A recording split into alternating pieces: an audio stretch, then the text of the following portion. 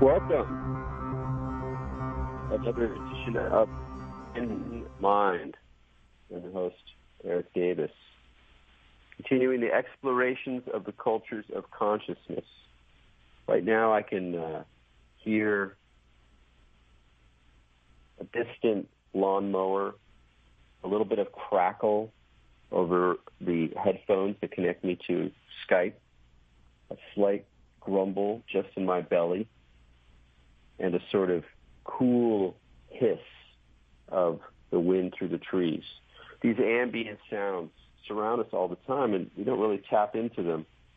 The kind of music and more than music that the world is constantly bringing before us. And I have to say that one of the great satisfactions I take in life is the very simple process sometimes of simply tuning into the ambient soundscape that surrounds me, listening to it partly as music, partly as a way of relating to environment, and partly as a way of tuning into a quality of sensation that, while it does involve a lot of concepts, I name things, stomach rumble, lawnmower, there's also a freshness and an immediacy to sound that I find more intimate and sometimes way more clarifying than the similar immediacy of vision. And we'll be talking about sound and music, ambient landscapes, recordings, the Internet, with our guest today, Marc Weidenbaum. He's the maestro behind Disquiet.com, which is an amazing, multidimensional website that's been going for a very long time and devoted to music, electronic music, soundscapes, new ways of thinking about and constructing, composing music, understanding how sound and music play themselves out in our digital lives. And so I look forward to that conversation very much. Before we bring Marc on, I'd like to invite on our co-host here on Expanding Mind, Maja Daoud. Hi, Maja. Hi, Erik. So one of the things we're going to talk to Marc about is about dreaming in one record by Aphex Twin, selected Ambient Works Volume II, which he's recently written a book about. And I was noticing that you're doing an event this Friday where they also talk about, let's see, a hypnagogic state will be induced during the evening at this invocation event that you're appearing on Friday. They're totally going to be doing that, dude. They're going to be using sound, like you said, in very much that technique. It's so, again, synchronistically, things and events line up. It's so funny because what you were saying about experiencing that listening and kind of trying to zoom in on those ambient sounds, there's so many books about the third eye and opening your third eye and doing all of those kind of techniques, but no one ever talks about your third ear. In my experience, I feel like there is a third ear, and you participate with it by doing things like you were talking about, experiencing those things and those, techno music and a lot of the electronic music, and that's some of the themes that are going to be investigated on Friday night by using some of those, third ear techniques. You can, in fact, induce certain states. Yeah, so tell me more about the event. It's called The Invocation, and there's some, like, this is by being put on by a society that's usually underground, but they're popping their heads up into the limelight for this one event that you're also speaking at. So what's the story? Yeah, the group does a lot of really cool stuff. They are underground, like you mentioned. They kind of remind me a lot of, early Cacophony Society or, that same situationist type of idea, which I like a lot. So they're going to be doing this event that they're opening to the public to engage in. I'm not really allowed to talk about it too much because it's supposed to be secret on purpose. But it will be inducing a state, as you mentioned earlier, for the purpose of revealing a big illusion, which there is going to be a magician there as well who'll be making a nice big magic trick for everybody. So it'll be pretty cool. That sounds totally wonderful. People can find out more about it at atlasobscura.com under their events. And I also wanted to mention that they say, and I'm not going to be revealing anything, that that one of the elements of the evening will be ancient cocktails. So Yes. that sounds pretty appealing. So Totally. with that, let's bring Marc onto the show. Marc, thanks for joining us on Expanding Minds. Thanks very much for having me. Yeah, it's great. So listen, I want to before we talk about your book, I want to talk about Disquiet. I mean, it's been a really amazing project, long running, a lot of energy into it. It's changed and transformed and bloomed, and it's maintained a very interesting, unique kind of insight or vision on what music means today in the 21st century. So I wanted just to see a little bit about like the origins of it. What were you thinking when you decided to start doing the site? How soon did it develop its own particular kind of perspective on the question of listening? Sure. Well, it occurred at an important juncture in my life. After college, I moved to California from New York to take a job at a music publication that Tower Records used to produce called Pulse Magazine. And I was there for 7 years, and I thought I'd be there forever, though, of course, eventually Tower went out of business. But in '96, I'd come to recognize something, which is that I really thought I'd had particularly big ears, as the phrase goes, which is to say you listen to lots of different things. But over time, I'd come to understand that I really enjoyed what at the time I thought of as electronically mediated sound, but over time I've really come to think of as technologically mediated sound. And if we have time, we can get to that distinction later on. But in any case, in '96, I took a job in San Francisco and moved down, and I'd had fledgling little web presences beforehand, but I'd never bought a proper URL. So at the end of '96, after moving to San Francisco, I purchased Disquiet.com, and initially it was just a place to post articles that I'd already printed elsewhere. And then over time, I'd get these emails from people saying, hey, when's the next article coming out? And my response was this complicated, well, as soon as I'm assigned one and it's been published and then it's run its course, then there'll be another one online, because that's how it works. And then it occurred to me, wow, I guess I could just write things just for the site. And that was before the word blog had come to explain that sort of scenario. Wow. And then in time, I did it more and more where that was just the primary place I wrote about music. And so when did it start up? I bought the URL at the end of 1996, but before that I'd had fledgling little sites on netcom.com and a couple of other Bay Area web hosts. So when it came to naming the site, you named it Disquiet, and I know that that's partly or largely in reference to the book of Disquiet by an author that both you and I love, Fernando Pessoa, an amazing Portuguese a figure and probably the supreme figure in Portuguese literature in the 20th century. What was it about him that has either inspired you personally but also made you think about that term or that ambiance when it came to your interest in electronic music? Well, I really fell hard for the book of Disquiet. There was a review of it in the New York Times book review, a very tiny one that said it was the sort of thing that you would dip into over time, and that really appealed to me. And I just picked it up on the strength of that one review. And I was confused because I didn't know exactly which copy to get because there were multiple copies. I think it had just entered the public domain, not the translations, but the original. And so there were all these translations popping up. And not only did I enjoy them individually, but I really enjoyed how these very strange descriptions of the world differed depending on who was translating them. And I have no ability with any language other than English, except maybe HTML. And so translation in foreign language has always been especially mysterious to me. And I enjoyed not just the book itself and his very poetic vision of the world and his very poetic vision of the mundane everyday life and the beauty in it and the confusion and the mystery in it, but also just how that was even further confounded, and I mean confounded in a positive sense, by all these different translations that took different approaches to the very same phrases. So I did a lot of web... Oops, sorry.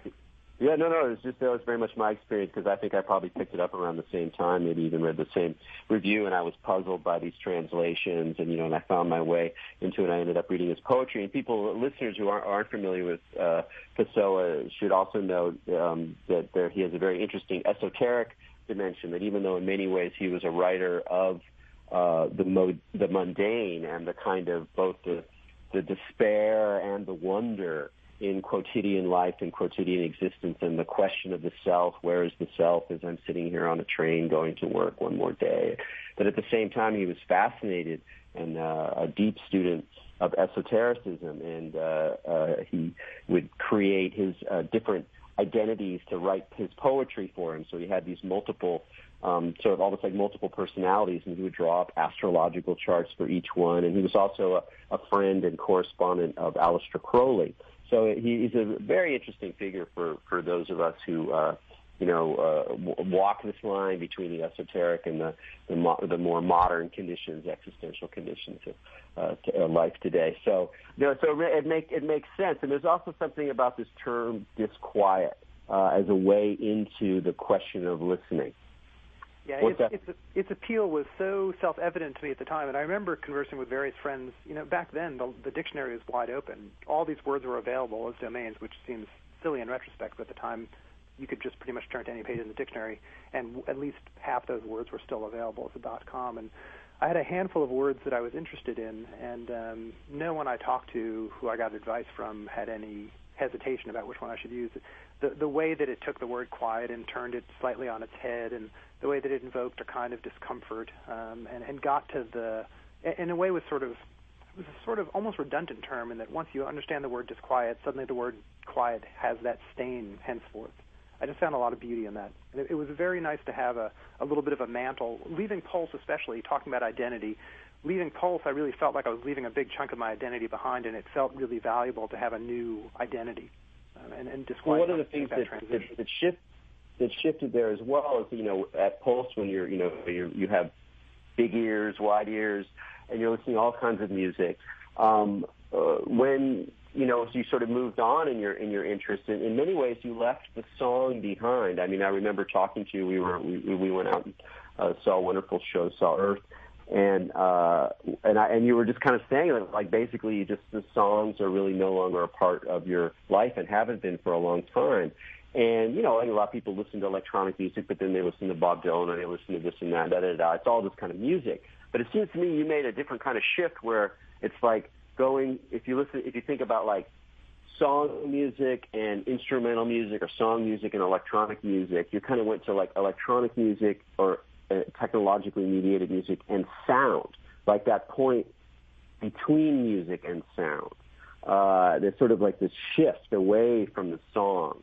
Why did that happen spontaneously? What do you think? How was the appeal lost, and what did you see sort of being offered in this kind of shift of listening?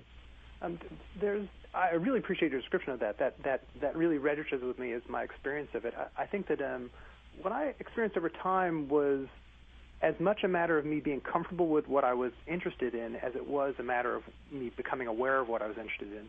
I think I spent a lot of time trying to understand what friends of mine enjoyed, and a lot of my early experience with music was listening to stuff my friends loved and being really intrigued by their enthusiasm and then listening for that. And sometimes I really got it, like in the case of The Jam, for example, the British band. And sometimes I just could not, for the life of me, figure out what was there.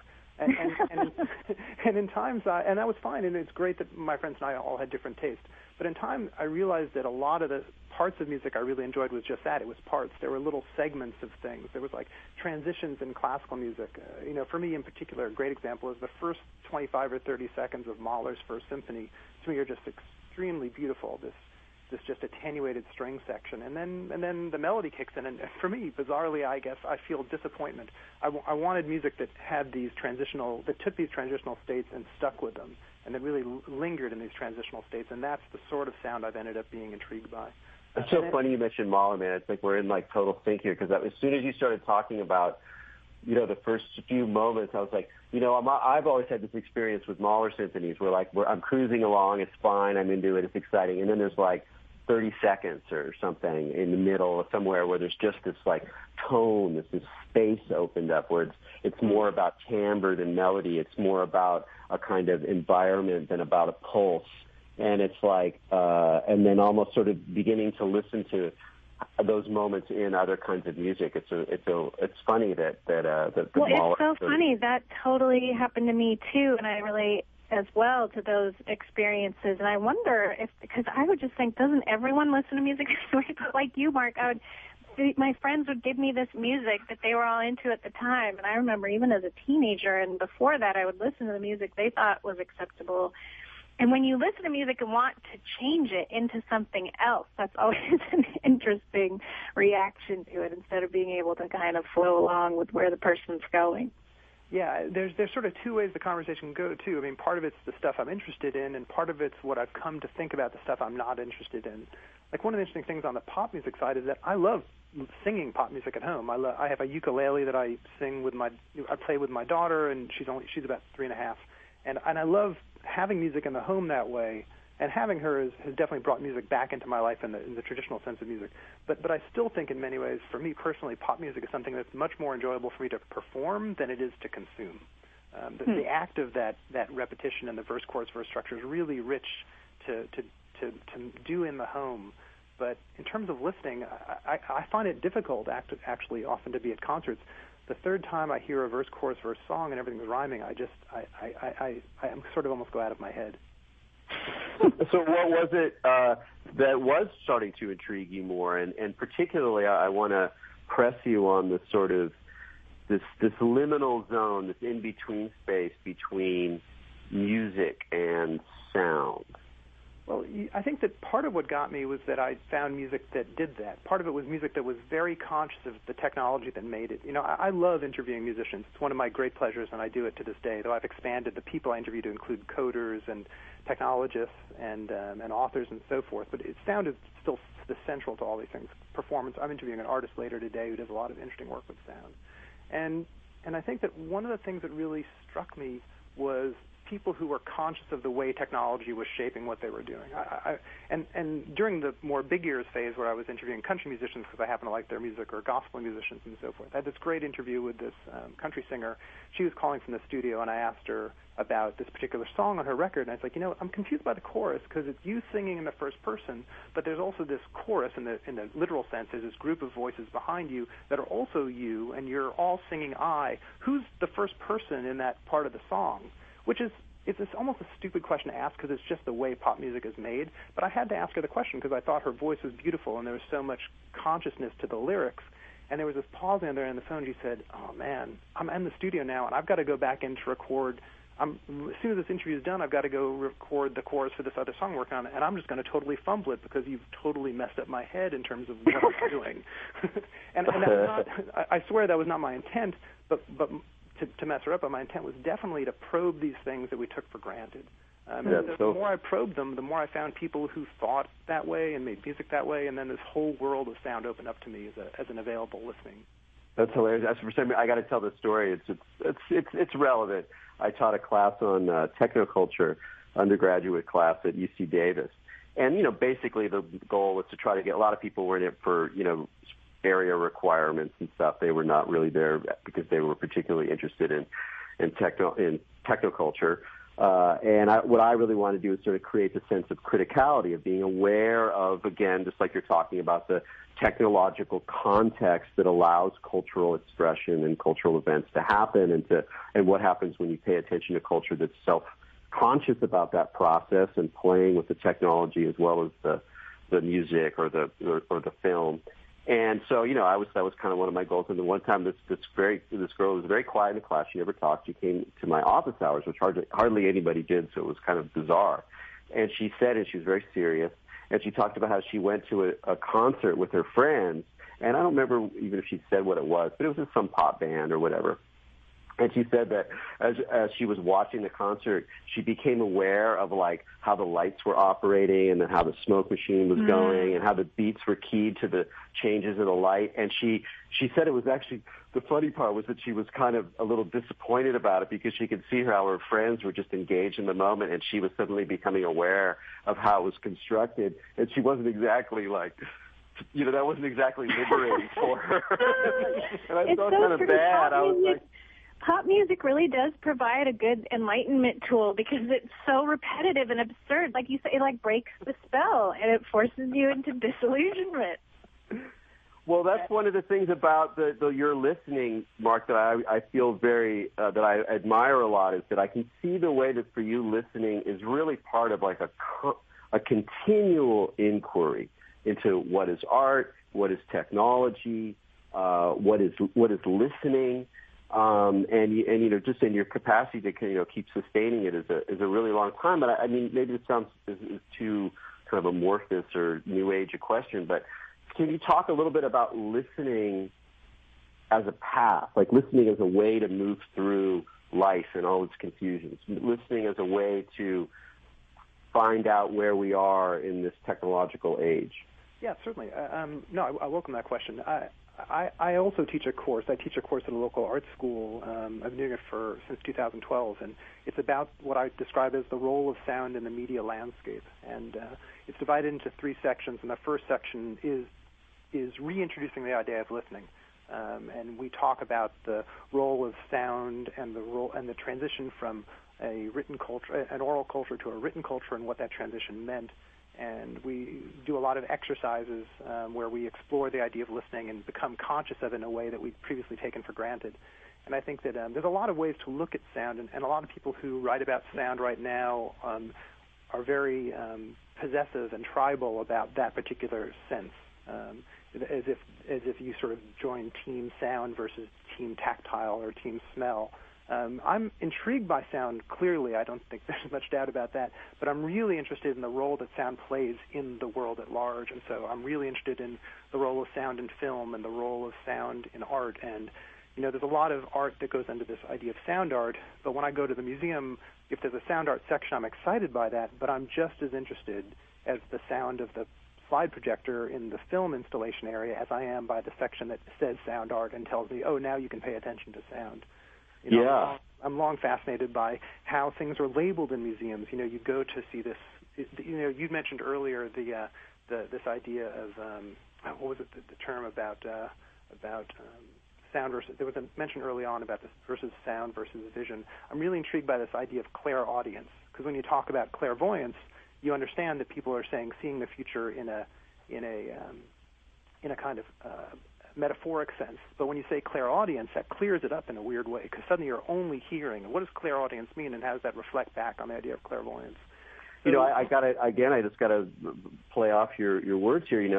In esoteric or parapsychology, clairvoyance is something that's when you're able to see somehow a distant place in real time.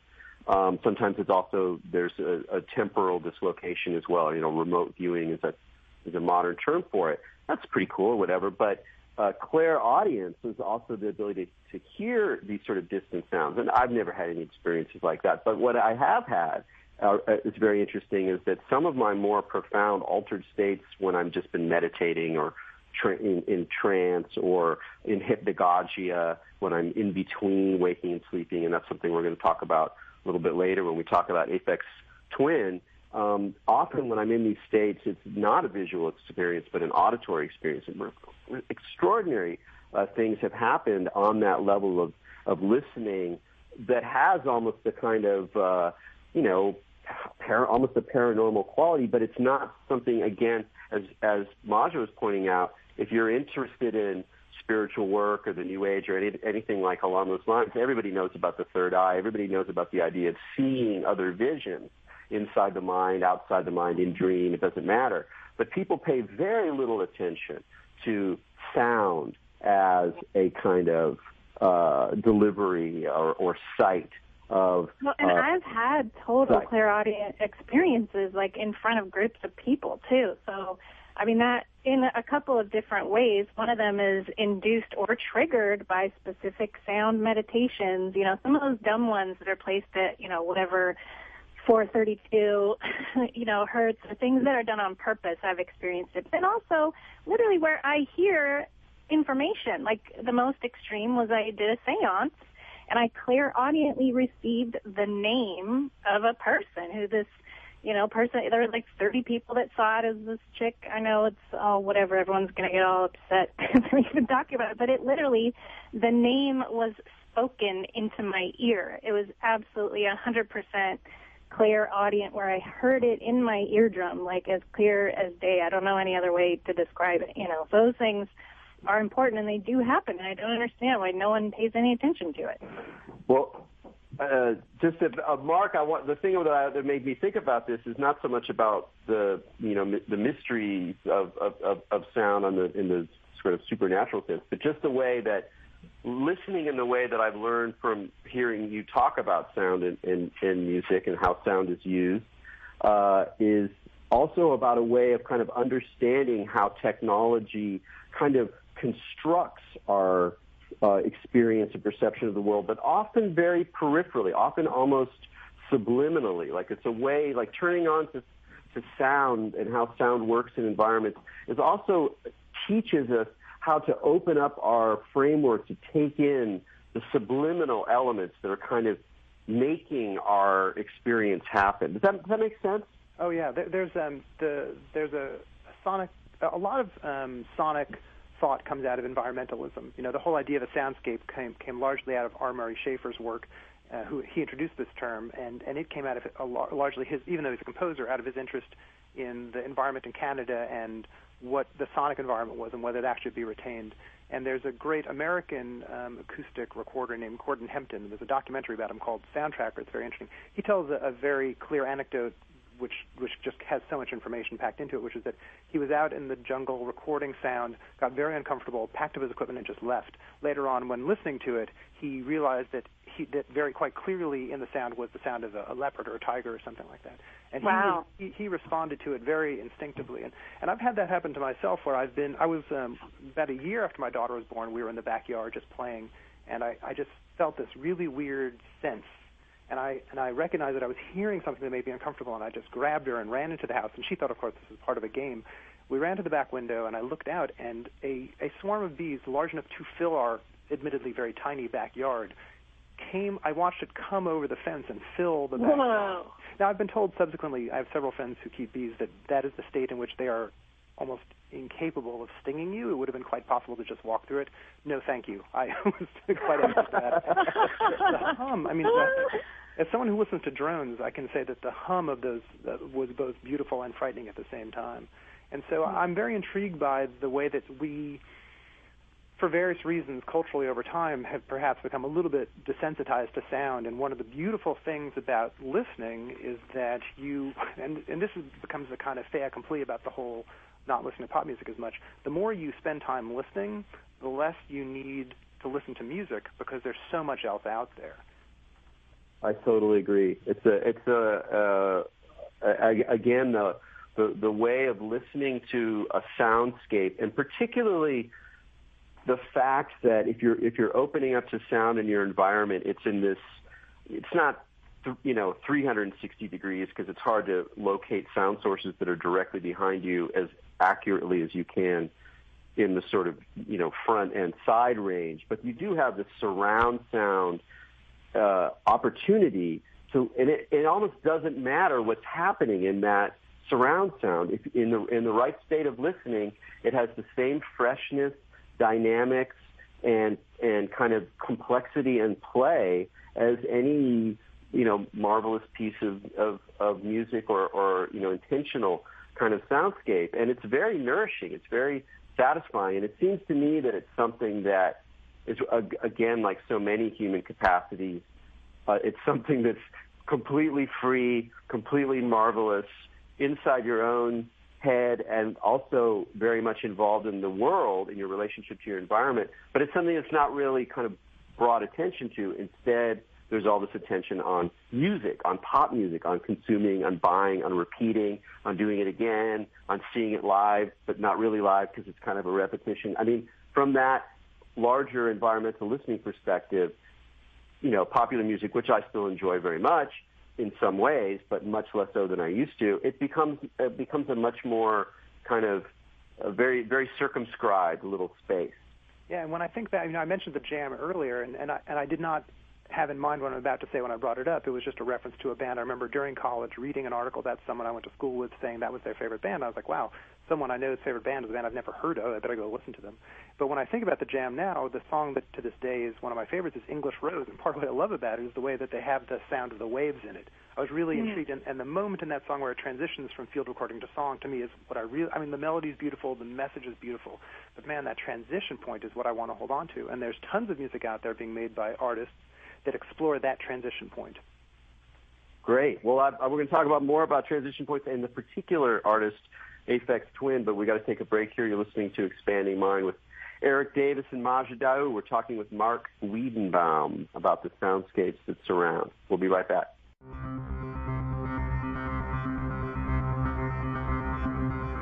Welcome back to Expanding Mind on the Progressive Radio Network.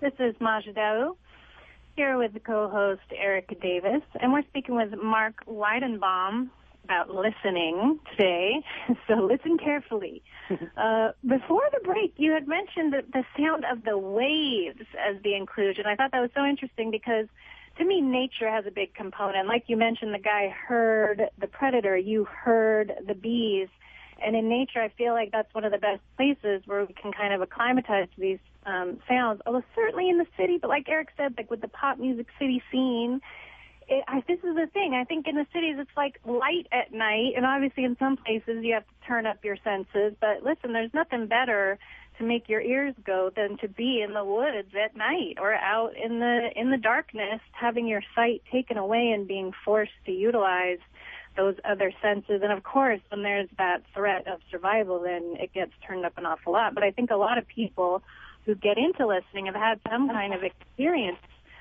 like that. Like for me, Erik said a lot of it was tones, and with the Mahler, how it was certain tones that you get caught up in. For me, of course, a lot of that was in the heavy metal, how I would get interested in that music because they would spend that time to really like have that one guitar tone just go forever, like in Orion with Metallica. But I wonder if you, like in your experience of having those heightened states of listening that you can like get into, have you had ones through music that have put you into a similar state, such as that, like with the bees, or something comparable, like a kind of music you could think of that turned you on like that in that same sense? I was interviewed for a radio show several years ago for a project I'd done, and they'd sent a professional sound editor to record me, and I was aware of the idea of a room tone at that point, but I had not experienced it personally in a technological sense. And this woman came in with all this equipment and said, "Okay, now be really quiet. We're going to do a room tone of your office so we can then remove it from the audio when we put it on the radio." And I sat there, and when she was done, I asked her for a copy of it. And she thought that was really cool. No one had ever asked her for a copy of their room tone before. So I have a copy of my office's sound from super high-end equipment. I love that. That's wonderful. We have like room tones in our brains too, because there's a carrier frequency for all of our sound waves. Oh yeah. Sometimes in meditation, and it can be actually kind of annoying. You tune into it, and then you're like, "Oh, great! Here's that sound. It's kind of like tinnitus." Can I make it stop now? And you're like, well, so sometimes you can hear too much. Too well. That psychological aspect of sound is really important to me, too, because I think that a lot of times when we think about sound, we can be a little too causal about it, Newtonian, and I'm really intrigued about the psychological context of it. One thing I've really focused on in recent years is the role of sound in film, and I had the opportunity last year to do sound design with a very talented composer for a documentary film, and so much of what we were trying to do was to use everyday sound in the film in a compositional way, but to do it to represent the point of view of whoever was on screen at the time, which is very different from thinking, oh, there should be a fan versus, oh, right now, should that fan be louder or quieter? Is the person in a nervous state more aware of their less in control of their senses and therefore more likely to be annoyed by a sound and things like that? That aspect is really fascinating for me. Oh, that is remarkable. I hadn't even really thought about I guess I've had that experience before of like being aware of how sound, especially horror movies, are like really obvious examples where ambient noises will come in with certain kinds of a certain sort of presence. But again, it's that wonderful element where it's right on the edge of awareness, and you can kind of like if you're tuning into it as a technical listener, you can see what's being done. But for most people, it just sort of ambiently leads you into an emotional state. Well, I mean, I want to make sure that we talk about Aphex Twin, and particularly because we're talking about this sort of liminal zone, states of consciousness, and this remarkable record, Selected Ambient Works Volume II. I remember when it came out, and it rocked my world, and I listened to it in all sorts of different ways, even though it wasn't rock music. It was the opposite of rock music, and it still intrigues me. I still listen to it and almost hear. It's almost like I haven't even heard some of the tracks because they're so different over time. It's sort of a kind of a sort of monument of a certain moment in the evolution of ambient music, even though it's not really like other music that at that time was marketed as ambient music. And I just want to give a shout out in the sense that your 33 and a Third book is really quite a wonderful voyage into the record, but also into this whole question of sound, where sound is happening. How do we listen? How do we understand it? And one of the things you do is to track how the music gets used, who picks it up, who responds to it, classical musicians, film soundtrack folks, where does it appear, how does it merge? So it's almost like following the music as it percolates through our soundscape, which is really wonderful. But the question on the dream and the liminality, that's what I want to ask you about. Certainly. Now is about the role that even in Aphex Twin's process and his way of composing and presenting his music had a great deal to do with these sort of liminal states of dream, hypnagogia, the subconscious. So tell me about that. Yeah, well, what you're referring to is this idea of lucid dreaming, which was quite synonymous with Aphex Twin at the time. I think a certain generation of listeners, of whom I consider myself one, may have first encountered the idea of lucid dreaming as a result of him talking about it in the press. I certainly was not. I don't think I was aware of it at the time. If I was, it was certainly a distant memory.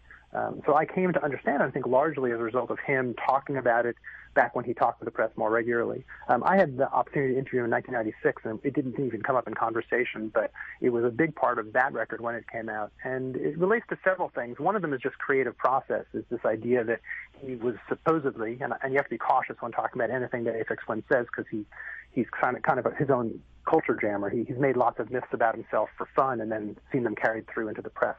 And but I have it from several sources whom I interviewed for the book that they witnessed this idea that he would be in a sort of nap-like state where he would be able to think about music in a way that he couldn't actually achieve technologically, and then he would try to achieve it having first experienced it in his mind. And that dream state and that creative space is, I think, in many ways just a metaphoric one for the way that lots of people create art, and the fact that they are tapping into something they're not fully conscious of. You know, a lot of novelists talk about the same state where they're not fully in control of the story. They're coaxing it. They're kind of pushing the thing forward and seeing where they go, and that's something that some readers have difficulty with because they think, well, what do you mean you don't make a decision as to where the character goes? But the characters do take on a life of their own.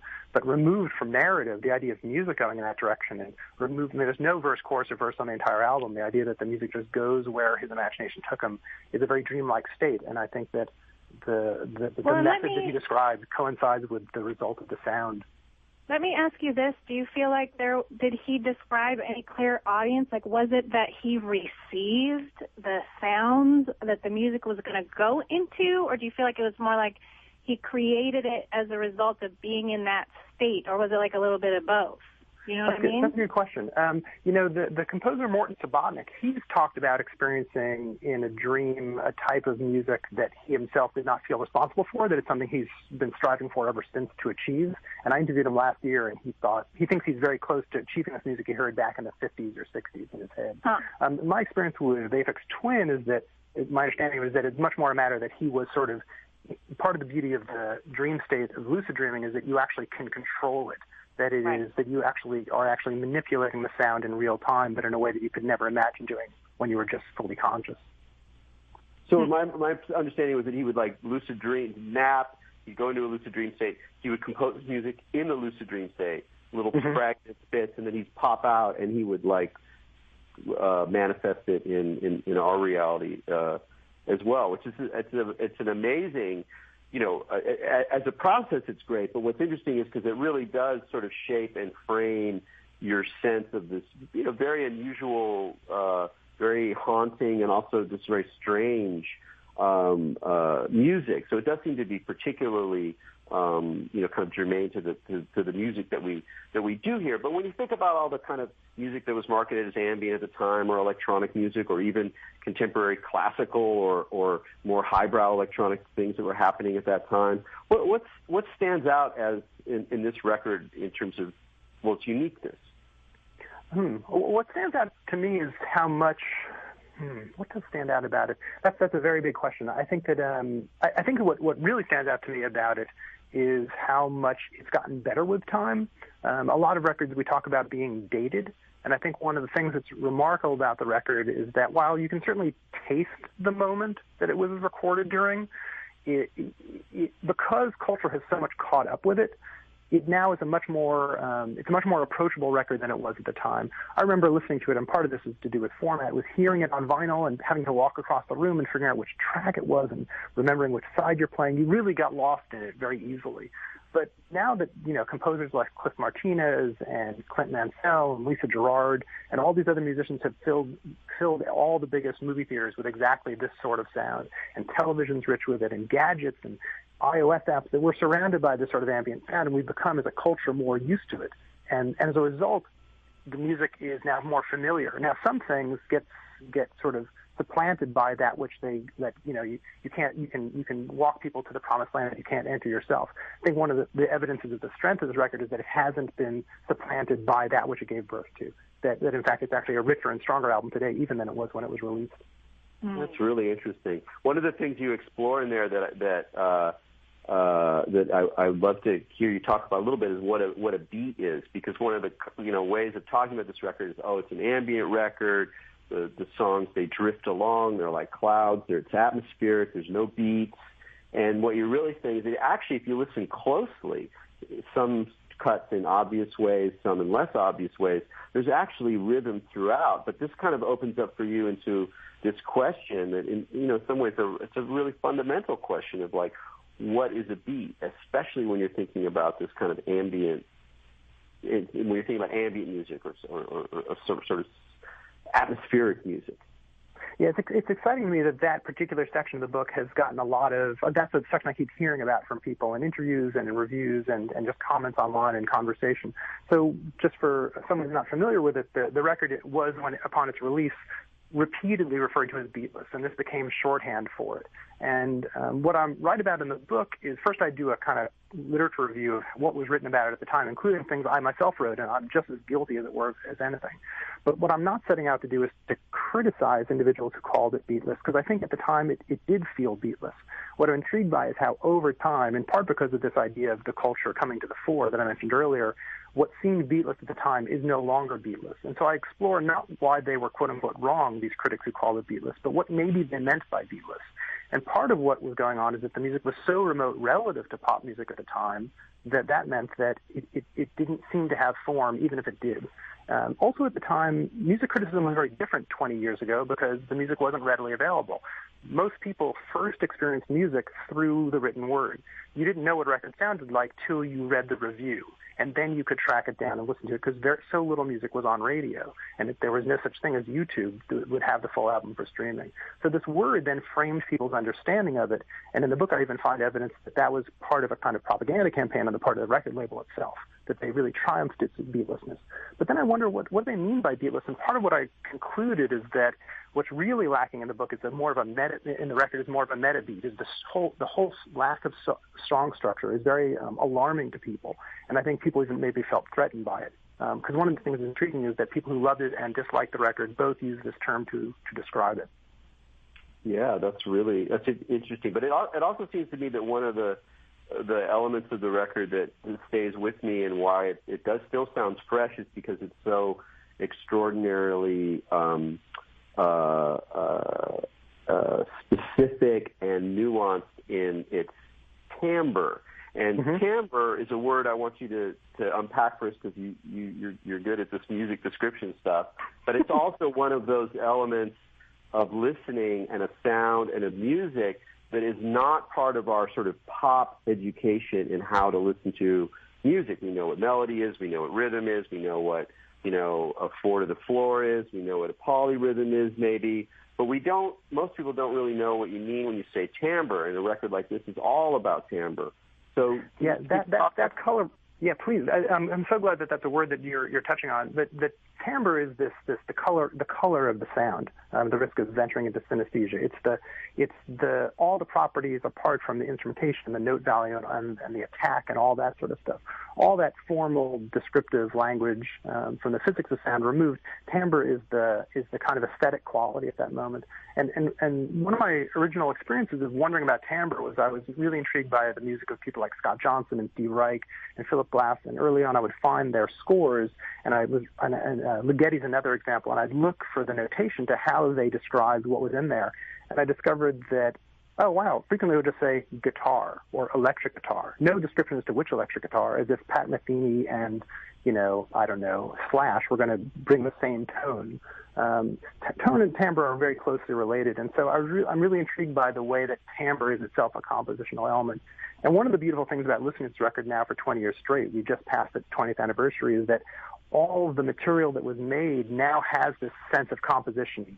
At the time, maybe it was just in free form, but all the slight, subtle variations over the course of these very static tracks come to take on the sense of authorial intent and compositional intent. And you can hear these shifts in timbre as a compositional element right along with note value and pace and beat per second and all this sort of stuff. It's a gorgeous aspect that I agree is under-referenced, and it's great to focus on it.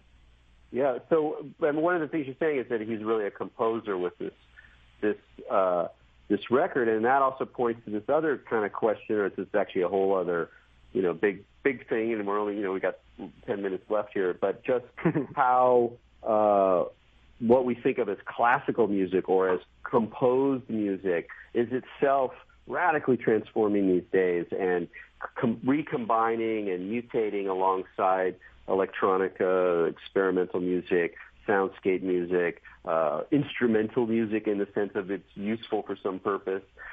So how is that kind of thing breaking down? What does it mean to be a composer these days? Yeah, one interesting, just to start off with the word classical, one thing I found very interesting in recent years is to discover how many people who make music don't want to use that word. I've interviewed a number of composers recently who clearly are in the bang on a can realm of this sort of music making, who clearly come out of the academic tradition, maybe themselves are even employed in the academy, but you can look at all their work and realize they've never used the word classical. And finally I started asking these people, hey, do you ever use the word classical? And time and again I'm told, that word just does not work for me. One of the intriguing things for me about the interaction between classical and composition and ambient music is that when you look back at the origins of ambient music, it actually began with a classical impulse. That if you look back at least to discrete music, the Brian Eno album, part of the reason that he made that record is because he was listening to harp music, and it was, as is well known, it was played at a very low volume, and one of the speakers was out, and he was intrigued by how this music was transformed by that experience, and he wanted to compose something that had that quality on purpose rather than on accident. But the flip side of that same record is just him reworking material from Pachelbel's canon. So the very origins of this music we think of as having maybe at some point merged with classical music actually originated that way, and that coming full circle, I think what's happening now is that we're actually coming to understand that was how it originated, and that these two strands are finally being reunited. That's what I think is going on in classical culture and in contemporary composition today. Well, and then to sort of take it, in another direction, and I want to let you talk a little bit about how the condition of all these musicians, kids in their bedrooms. Anyone can, buy the gear to make electronic music, and then they're all linked online, and they're on newsgroups, blah, blah, blah. The whole environment for making music, listening to music has really changed, particularly the deeper you go into the technology, the more interested you are in the technological conditions of it and those people who are using technology to make it in all sorts of situations. You approach that through Disquiet as an opportunity to make music in a different way, to create collective environments for music making that are really quite novel and really speak to the changing conditions of music and technology these days. So I just wanted to let you talk a little bit about one of these processes, one of these sort of scenarios you've helped set up with Disquiet and networking with multiple musicians to create shared projects. Thanks. I appreciate your touching on that. The work you're referring to is this collective of musicians that come together, very loose-knit, but it's called the Disquiet Junto, the word borrowed from a society that Benjamin Franklin formed in 1727. He formed it as the idea of having a place for mutual improvement. And I like that idea, and when I first did this Disquiet Junto project, which at this point in 2014 has had 116 weekly projects and over 3,000 tracks uploaded by about 450 musicians. It's quite extensive at this point. But the way it functions is that each week I post a compositional prompt, and musicians from around the world, from Poland to Pittsburgh to Tokyo, they submit responses to it. They have 4 days. I post the project each Thursday, and they have until Monday at 11:59 p.m. wherever they are to do it. And it's been just an incredible experience for me. You know, it's funny, I mentioned the jam earlier and how I really loved this specific aspect. Another British band that meant a lot to me when I was younger was the Kinks, and a big part of what I liked about the Kinks was Ray Davies' fascination with that period of time when there were pianos in living rooms, and the idea of music as a communal experience, and the idea that the quote-unquote amateur musician was something that was to be celebrated. And I'm really intrigued by amateur as a kind of retronym, but the idea that at some point there was a professional musician, so we had to have this horrible word to describe people who weren't professional musicians. But I like to see that there's some space that's really important between there, which is simply people who like to make music. And that's the cohort of musicians who come together on the Disquiet Junto week in, week out, doing entirely different projects each week. We've worked with a classical ensemble that recorded Shostakovich, and we took it and remixed it for them. We did projects where we'd take the polling data from the presidential election and view the lines of Romney and Obama going up and down as a composition. It looks like a piece of sheet music, so we interpret it as a sheet music.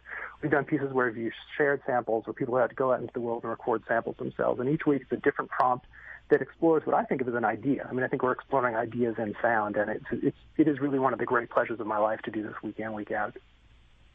Well, and I just want to underscore the importance or just fun of being able to create another space of talking about music making that's not professional, but it's also not quote unquote amateur. I mean, it's really remarkable when you start to either learn more about how music used to function in people's lives before recorded music, became so dominant, or if you just sort of look at how people organize their own music making and present it to friends and family and to listeners in small scales, et cetera, the whole model of professionalism, it becomes so dominant that it's hard to kind of think around it. And I remember one thing that you also said to me that really inspired me along those lines was the idea of listening to music online that was like you're not buying music, you're not downloading it illegally, but there's an extraordinary amount of free music online. And just the idea of listening only to music that's available, presented, given for free is or just shifted my head. It's like, oh wait, that like the whole way that like the idea of buying and consuming music was already organizing my attitude about how I could find music online. And even just that simple prompt basically really shifted the way that I thought about music as it's being made today. That brings me a lot of pleasure because, I mean, at risk of getting all matrix about it, to me it is a sort of weird red pill, blue pill thing. It's just the sheer amount of music online for which there is no immediate commercial pursuit. I want to be really clear, a lot of musicians involved in the Junto are professional musicians who release records who are quite successful at it. There are people who are chief operating officers of musical app developers and so forth. So it's not just, you don't have to sort of write off your career at the door for entry. It's a wide range, and the sheer amount of that, and the fact that the music as it's perceived in the press and in general kind of doesn't quite know what to do with that material right now is really fascinating to me. I try not to worry about it too much. I just try to spend a lot of time there, and I just find it endlessly rewarding. Well, what do you mean about how the people in the press are trying to think about it? It's confusing to people?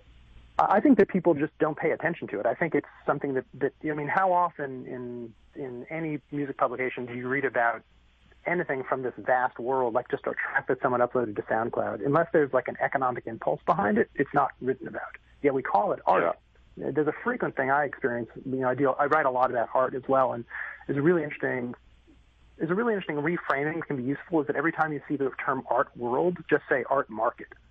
There's a lot of people involved with art who really think that unless it's for sale, it isn't art, which is kind of bizarre to me. And I'm not only interested in work that is not commercial, but I certainly am fascinated by this tension. And I don't know, it's very weird when your pleasures make other people uncomfortable. But they also open up minds, as I think this conversation has shown. Well, Marc, thanks so much for being with us on Expanding Mind. It was a great conversation.